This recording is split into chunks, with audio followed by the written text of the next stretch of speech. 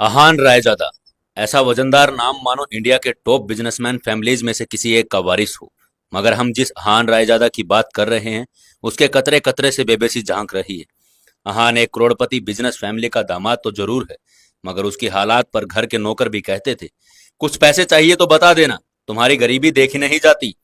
कहने को तो अहान जैसी रिच फैमिली के दामाद सड़कों पर महंगी कार दौड़ाते थे, महंगे क्लब्स में जाते थे, मगर अहान की लाइफ की तीन चीजें आम थी। पहली चीज बेइज्जती, दूसरी चीज बहुत बेइज्जती, और तीसरी चीज बहुत से ऊपर वाली बेइज्जती।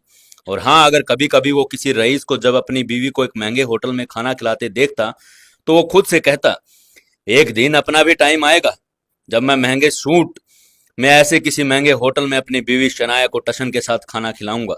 देखना जब वो मेरे सीने से लग के एक रोमांटिक ड्यूट में मेरे साथ रोमांटिक कैंडल लाइट डांस करेगी तो होटल में सारे बैठे रईसजादों के सीने पर सांप लौटेंगे। अहान ने ऐसा सोचते हुए अपने हाथ में रखे तकियों को सीने से लगा के कसकर दबा लिया, और नींद की खुमारी में जैसे ही उसने पिलो को अपनी बाहों में दबाया कि तुरंत ही उसका मोबाइल बज उठा, जिससे अहान चौंक कर उठ बैठा। आंख मलते हुए मोबाइल स्क्रीन पर देखा तो शगुन का फोन था। उसे देखते ही अहान के सारे सपने छू मंत्र हो गए। शगुन अहान की बीवी शनाया की कजिन थी, जो हमेशा ही अहान को नीचा दिखाने की कोशिश करती थी। मोबाइल की तरफ देखकर अहान ने बुरा सा मुंह बनाया और फिर कुछ सोचकर फोन उठा लिया। तभी दूसरी तरफ से आवाज आई, क्या बात है जीजा जी, आप फोन नहीं उठा रहे? जवाब में अहान ने कहा, नहीं शगुन, मैं। तभी शगुन उसकी बात काटते हुए बोली, खैर वो सब छोड़ो, मेरा एक काम है।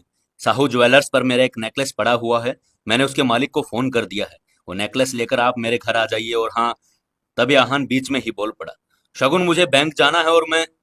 तभी शगुन ने कहा, मेरे प्यारे जीजा जी, ये बैंक जाने का तेवर आप किसको दिखा रहे हैं? पलना तो आपको हमारे टुकड़ों पर ही है, इसलिए ये बहाना छोड़िए और 1 घंटे के अंदर मेरा नेकलेस लाकर मुझे दीजिए। और हाँ, वो ज्वेलर्स आपको 30,000 रुपए भी देगा, उसमें से एक पैसा भी गायब नहीं होना चाहिए। तभी आहान थोड़ा चिढ़ते हुए बोला, देखो शगुन, एक तो मैंने आज तक कभी चोरी नहीं की है, और दूसरी बात, अगर मुझ पर इतना ही डाउट है तो ये काम किसी नौकर को भेजकर क्यों नहीं करवा लेती? इस पर शगुन की तंज भरी आवाज आई, प्यारे जीजा जी, आप ये बात कब समझेंगे कि इस घर में आपको बहस करने की इजाजत नहीं है। इसलिए जितना आपसे कहा जा रहा है उतना कीजिए, और मैं फिर आपसे कह रही हूँ कि उस पैसों में से एक भी रुपया कम नहीं होना चाहिए। ये चीजें आप 1 घंटे के लेकर मेरे घर पहुंच जाइए, बाय। इतना कहकर शगुन ने फोन काट दिया। अहान अपने मोबाइल को इस तरह घूर कर देखने लगा जैसे वो दुनिया की सबसे मनहूस चीज हो। जल्द ही अहान फ्रेश होकर बाथरूम से बाहर निकला और जल्दबाजी में अपनी अलमारी की तरफ बढ़ा, जिसमें सिर्फ दो पुराने जोड़ी कपड़े रखे हुए थे। उनमें से जो कपड़ा साफ था, अहान ने उसे पहनने के लिए चुना। तैयार होकर वो बाहर निकला। जैसे ही सामने देखा तो उसकी सास यामिनी गिल कुछ सहेलियों के साथ रमी पार्टी में व्यस्त थी। तभी यामिनी जी की एक सहेली ने अपनी सैंडल की तरफ देखकर कहा, देखो ना यामिनी, आज तुम्हारे यहाँ आते वक्त मेरी सैंडल का स्ट्रिप टूट गया। अब मैं वापस घर कैसे जाऊंगी? इस पर यामिनी जी ने मुस्कुराते हुए कहा, तो इसमें टेंशन की कौन सी बात है?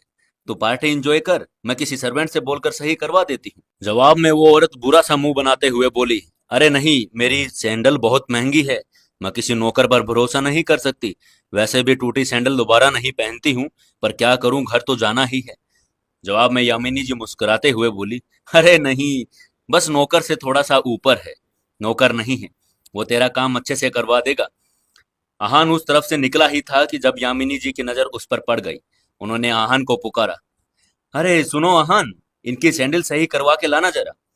तभी यामिनी जी की सहेली ने कहा, यामिनी, ये काम दामाद से? यामिनी उनकी बात बीच में ही काटकर बोल पड़ी, अरे तुम टोक टेंशन मत लो, ऐसे कामों में इन्हें बहुत मजा आता है। किसी और के पास और कोई काम हो तो बता देना। यामिनी जी की ये बातें सीधा आहान के दिल पर आकर लगी। मगर अब उसे ये सब सुनने की आदत सी हो गई थी। उसे याद था कि आज उसका बर्थडे है, मगर उसे ये सिर्फ उसे ही याद था, किसी और को इससे कोई मतलब नहीं था। तभी आहान ने यामिनी जी से कहना चाहा, मगर अभी मैं शगुन के काम से। उसके इतना कहते ही यामिनी जी ने आंखें दिखाते हुए कहा, बहस नहीं, जल्दी से काम खत्म करके आओ। और अब यामिनी जी की सहेली ने आहान को उसकी टूटी हुई सैंडल की स्ट्रिप दिखाकर कहा, बस ये वाली सही करवा के लाना। कहते हुए उसने आहान के हाथों में सैंडल को थमा दिया। आहान सर झुकाए उस सैंडल की तरफ देखने लगा। ना चाहते हुए भी आहान को यह काम करना पड़ रहा था। उसे जाते देख यामिनी बाकी दो सहेलियों भी ने अपने काम पकड़ा दिए। हान सबकी बातें सुनता रहा और फिर सामने लगी शनाया की तस्वीर देखकर मन ही मन बोला, इतनी बेइज्जती के बाद भी अगर मैं इस घर में टिका हुआ हूँ तो सिर्फ इसलिए शनाया, क्योंकि मैं आपको खोना नहीं चाहता। I love you. इतना कहकर अहान बाहर आ गया। वो अपनी बाइक लेकर निकला ही था, तभी रास्ते में उसके मोबाइल पर उसकी बीवी शनाया का मैसेज आया। अच्छा सुनो, क्या आज आप मेरे ऑफिस आ सकते हैं? ये मैसेज पढ़ते ही अहान के होठों पर एक समाइल आ गई। उसकी पूरे दिन की टेंशन जैसे गायब ही हो गई हो। आज पहली बार शनाया ने उसे ऑफिस बुलाया था। एक वही तो थी उसकी जिंदगी में जिसकी मुस्कुराहट देखकर वो खुद को जिंदा रखता था। शनाया का चेहरा देखे बिना अहान को चैन नहीं आता था, और उसके बस में होता तो शनाया की हर खुशी के लिए खुद को लाखों बार कुर्बान कर देता। मैसेज पढ़ते हुए अहान मुस्कुरा कर बोला, आज पहली बार आपने मुझे ऑफिस बुलाया है शनाया। मुझे पता था मेरा बर्थडे किसी और को याद हो ना हो, मगर आपको जरूर याद होगा, इसलिए आपने बुलाया है मुझे। मैं बड़ी बेसब्री से आपके सरप्राइज गिफ्ट का वेट कर रहा हूँ। इतना सोचकर अहान ने बाइक स्टार्ट की और अब गिल कंस्ट्रक्शंस के ऑफिस की तरफ निकल पड़ा। रास्ते में अहान को एक फूलों की दुकान दिखी। कुछ सोच समझकर उसने बाइक रोकी और अपना पर्स निकालकर देखने लगा। उसमें सिर्फ 500 का एक नोट पड़ा हुआ था। उस नोट की तरफ देखते हुए अहान ने कहा, ओह, दो ही जोड़ी कपड़े हैं मेरे पास। बैंक जाने के लिए इन्हीं पैसों से मुझे नए कपड़े लेने थे। पर कोई बात नहीं, शनाया से बढ़कर कुछ भी नहीं। और फिर उस पैसे से अहान ने शनाया के लिए फूलों का वो बुके ले लिया। जैसे ही आहान वापस मुड़ा, उसे शगुन का काम और अपनी सास के दिए हुए काम याद आ गए। उसने एक नजर घूरकर उन सैंडल की तरफ देखा और कहा, माफ करना डियर आंटीज एंड सासू माँ, आपके चरणों को प्रणाम, मगर शनाया से बढ़कर मेरे लिए कुछ भी नहीं है।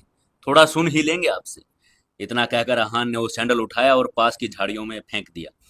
आज वो पहली बार गिल कंस्ट्रक्शंस के ऑफिस में जा रहा था, जो कंपनी गिल खानदान की थी। ये सोचकर आज वो फूला नहीं समा रहा था। आज वहां उसका अच्छे से स्वागत होगा। वहां पहुंचते ही आहान तेजी से ऑफिस के अंदर की तरफ बढ़ा ही था, तभी सामने से आ रहे एक आदमी के साथ आहान टकरा गया। इससे आहान के हाथों में मौजूद बुके नीचे गिर गया। वो व्यक्ति देखने में काफी अमीर लग रहा था, जिसके जिस्म पर नीला सूट और आंखों पर काला चश्मा चढ़ा हुआ था। उसका नाम देव मल्होत्रा था। वो शनाया का क्लाइंट था, जो अभी अभी शनाया की केबिन से बाहर निकला था। वो आहान पर चिल्लाते हुए बोला, यू इडियट, दिखाई नहीं देता क्या तुम्हें? पता नहीं कहां कहां से आ जाते हैं मुंह उठाकर। इस ऑफिस के अंदर तुम्हारे खड़े होने की औकात भी नहीं है, और टहल ऐसे रहे हो जैसे तुम्हारी खाला का घर हो। कौन हो तुम? शायद मल्होत्रा ने भी उसके बदरंग कपड़ों से और उसे नौकर या ऑफिस बॉय ही समझ लिया था। मल्होत्रा ने एक नजर नीचे पड़े बूके की तरफ देखा और फिर अपने पैरों तले कुचलकर बाहर निकल गया। आहान ने अपना सिर झुकाया, उस बूके की तरफ देखा और जो पैरों से कुचला जा चुका था। उधर शनाया अपने कैबिन के अंदर से यह नजारा देख रही थी। आंखों में आंसू लिए शनाया बस आहान को देखे जा रही थी। देव मल्होत्रा वहां से जा चुका था, और तभी आहान की नजर शनाया पर पड़ी तो एक पल के लिए वो अपनी बेइज्जती भूल गया और शनाया की तरफ देखकर खुद से ही बोला, कितना प्यार करती हो ना आप मुझसे। मेरे साथ हुए इस बर्ताव ने आपकी आंखों में आंसू ला ही दिए। और वो शनाया के कैबिन में दाखिल हो गया। शनाया ने आगे बढ़कर शीशे के पास लगे पर्दों को गिरा दिया। वो शनाया की तरफ बढ़ा और आंसू पोंछते हुए बोला, अब जाने भी दो शनाया। जो भी हुआ मेरे साथ हुआ, और इसमें आपको इतनी टेंशन लेने की जरूरत नहीं है।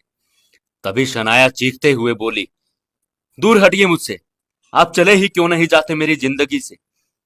आहान को एकदम झटका सा लगा। वो खुले मुंह से शनाया की तरफ देखता रह गया। तभी शनाया आगे बोली, पति नहीं, मेरे पापों की सजा है आप मेरे लिए। आखिर चाहते क्या हो अब? पापा ने मेरी शादी आपसे जबरदस्ती करवाई है, और उस गलती की सजा मुझे अब तक मिल रही है। आप मेरे काबिल कभी नहीं थे, और आज तो मुझे अपना पति मानते हुए शर्म आती है। आज ड्राइवर नहीं था इसलिए मैंने आपको बुलाया, मगर मुझे नहीं पता था कि मेरा पति इस काम के लायक भी नहीं है। यहाँ आकर आपने मेरे इतने पुराने क्लाइंट मिस्टर मल्होत्रा को नाराज कर दिया। आंखों में आंसू लिए शनाया ने आगे और कहा, जहां भी जाती हूँ आप हमेशा बेइज्जती के सिवा मुझे कुछ नहीं दे सकते। सिर्फ एक बदनुमा धब्बा बनकर रह गए हो मेरी जिंदगी पर। इतना कहकर शनाया कैबिन के बाहर निकल गई। आहान उसके पीछे दौड़ा, तभी रास्ते में पड़े बूके की तरफ देखकर शनाया ने कहा, और ये सब क्या है? क्यों इतनी गंदगी फैला रखी है यहाँ पर? इसे डस्टबिन में डालो। शनाया ने नौकर से कहा और उस फूल को अपने पैरों से कुचलते हुए आगे बढ़ गई। मल्होत्रा अपनी कार में बैठा पहले से शनाया का इंतजार कर रहा था। फिर आहान के सामने ही शनाया अपने क्लाइंट मल्होत्रा के कार में बैठी और बिजनेस के सिलसिले में वहां से जा चुकी थी।